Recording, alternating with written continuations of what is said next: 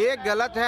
हम लोग इसका विरोध करते हैं। हम लोग चाहते हैं कि यहाँ के युवा बेरोजगार जो हैं, जो पढ़े लिखे हैं, उनके पास मेधा की कमी नहीं है। हमारे जो शिक्षा मंत्री हैं जो बोल रहे हैं कि बिहारी युवाओं में वो क्षमता नहीं है, फिजिक्स के टीचर यहाँ नहीं मिलेंगे, केमिस्ट्री के टीचर नहीं मिलेंगे, इंग्लिश के टीचर नहीं मिलेंगे, हम इसकी भर्त्सना करते हैं और ऐसे शिक्षा मंत्री का विलंब त्याग पत्र देना चाहिए, चाहे माननीय नीतीश कुमार जी को बर्खास्त करना चाहिए, जो बिहार की अस्मिता के साथ। प्रदेश के तमाम सीटीटी अभ्यर्थी साथियों, आप जुड़े हुए हैं जीएम एजुकेशन में।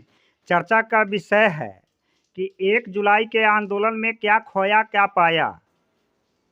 आप 1 जुलाई की आंदोलन हमारे साथियों के द्वारा किया गया डोमिसाइल नीति के विरुद्ध में, शिक्षक बहाली 2023 के विरुद्ध में। विभिन्न दलों के नेता ने विरोध किया। आप सुने होइएगा विपक्ष के नेता और वर्तमान और भूतपूर्व अध्यक्ष सम्राट चौधरी संजय जायसवाल जी का। आप सुने होइएगा सुशील कुमार मोदी जी का, हम के अध्यक्ष संतोष सुमन जी का। आप लगातार सुन रहे हैं संजीव सौरभ जी का। आश्चर्य तो तब होता है कि मंत्री जी का बयान होता है कि साइंस फैकल्टी के टीचर नहीं मिलने के कारण डोमिसाइल को समाप्त किया गया है। आप जानते हैं वास्तविकता है कि जो भी अभ्यर्थी सीटीटी अभ्यर्थी अधिकतम उम्र वाले आगामी परीक्षा में वंचित हो रहे हैं, वे सभी साइंस के ही स्टूडेंट हैं। मैं खुद फिजिक्स ऑनर्स हूँ, हमारे साथी और भी हैं जो साइंस के ऑनर्स हैं, साइंस सब्जेक्ट में, जिनको उम्र की बाधा के कारण इस नियोजन प्रक्रिया में शामिल नहीं किया करने का आदेश सरकार दिया है। मैं इसका ज्ञापन के माध्यम से आज से कई एक वर्ष पूर्व संतोष सुमन जी से भी मिला हूँ और संजय जायसवाल जी से अटल सभागार में जब बात हो रही थी उस समय भी एज रिलैक्सेशन की मुद्दा उठाया। मैं जीएम एजुकेशन से आगाह करना चाहता हूँ कि आपकी मुद्दा या हमारी मुद्दा, जब तक अपनी मुद्दा नहीं समझिएगा आपकी सफलता की मंजिल पर नहीं पहुंच पाइएगा। आंदोलन यह सीटीटी अभ्यर्थी जो 4 साल से आंदोलनरत है, इसमें पूर्व में भी 20 बार आंदोलन हो चुका है, इधर 2-3 बार भी और आंदोलन हुआ है, लेकिन मुद्दा विहीन, लक्ष्य विहीन में आप अगर रहिएगा तो आप मंजिल पर नहीं पहुंच पाइएगा। हमारा कहना यह है, लक्ष्य विहीन का तात्पर्य यह मतलब नहीं है कि आपका उद्देश्य नहीं है। आपका उद्देश्य नहीं होता तो आंदोलन क्यों हुआ? आंदोलन भी एक उद्देश्य है अपनी पूर्ति के लिए। लेकिन आश्चर्य की बात है कि प्रदेश के तमाम सीटीटी अभ्यर्थी जो 10 एज रिलैक्सेशन पर तो मौन रहता है, लेकिन डोमिसाइल और नियमावली का विरोध कर रहा है। उस नियमावली ब्रेकिंग में ही एज रिलैक्सेशन का है। तब कहिएगा कि नियमावली टूट जाएगी तो एज रिलैक्सेशन स्वतः मिल जाएगा। तो हमारा यह सोच है, हम लोग कॉलेक्टिव नेचर के हैं, सामूहिक नेचर से हैं।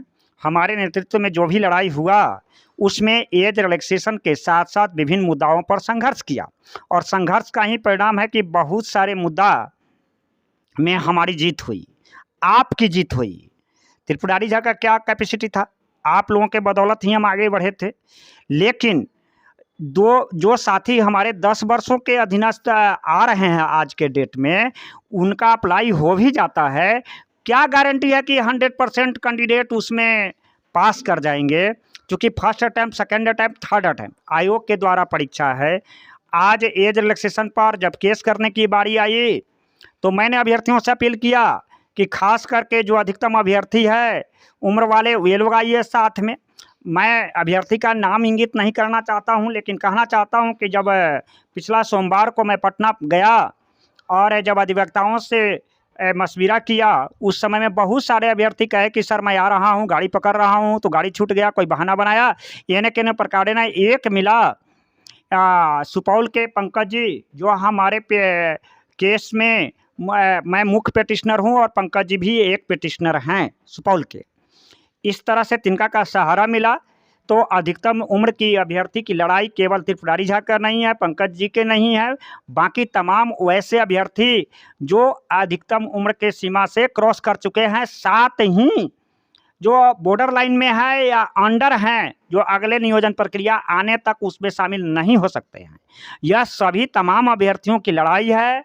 हमारी अधिवक्ता से बात हुई है, हमारी भी अधिवक्ता जो है अभी तक जो बातें हुई है, काफ़ी वरिष्ठ अधिवक्ता हैं रोशन जी और अमित जी की टीम हमें विश्वास दिलाता है कि जीत दिलाएगा और सभी अभ्यर्थी को आगामी परीक्षा में मौका मिलेगा। कल भी हमारे साथियों के द्वारा जो केस किया गया है, 4 तारीख है, 4 जुलाई, इस पर भी नज़रें टिकी हुई है अभ्यर्थी का। तो हम इस संदर्भ में यह कहना चाहते हैं कि एट प्रेजेंट जो नीड है, all candidate even the STT seated candidate belong from Bihar, all are need for move in the one directions, one view a point with one view a point. जब तक एक पॉइंट पर ना होगा, आप चाहिएगा कि अधिकतम एज रिलैक्सेशन को छोड़ दें, तो बाकी मुद्दा को लेकर के चलें, तो यह कहीं ना कहीं किसी भी थीम का कमजोरी है, वीकनेस है। इस वीकनेस को हमारे नेतृत्व जब भी संघर्ष किया है, तमाम मुद्दों के साथ किया है जो मास लेवल का है। आश्चर्य की बात तो तब होती है कि जितने भी प्रदेश के पक्ष या विपक्ष हो, संजीव सौरभ जी हैं, चित्तरंजन गगन जी हैं, सुनील कुमार पिंटू जी सीतामढ़ी के हैं, देखते हैं कि उनको भी एक बार स्टेटमेंट देते हुए, सुशील कुमार मोदी को तो मैं व्यक्तिगत तौर पर ज्ञापन नहीं दिया हूँ, लेकिन इधर से संजय जायसवाल जी को दिया हूँ। आगामी विधानसभा का सत्र चलने वाला है, मैं उसमें भी जाकर के प्रयास करता हूं, जो मैं विधानसभा सत्र में अधिकतम एज रिलैक्सेशन की मुद्दा को उठवाऊं। चूँकि समस्या सवाल यह होता है कि सीटीटी अभ्यर्थी क्या गुनाह किया है जिसमें पूरे एसटीटी अभ्यर्थी, पूरे नियोजित टीचर, गेस्ट टीचर को एज रिलैक्सेशन दिया जा रहा है, जबकि सीटीटी अभ्यर्थी के साथ यह बैरभाव क्यों? न पूछ रहा है संसद और न पूछ रहा है विधायक। यह कैसा सदन है जिस सदन में कोई पूछने वाला नहीं है? आपको सांसद और रोटी का खेल याद आता है कि एक आदमी रोटी बेलता है, दूसरा उसे खेलता है, तीसरा उसे बेलता है, चौथा उसे खाता है। मैं पूछता हूँ कौन है? इस पर सांसद मौन है।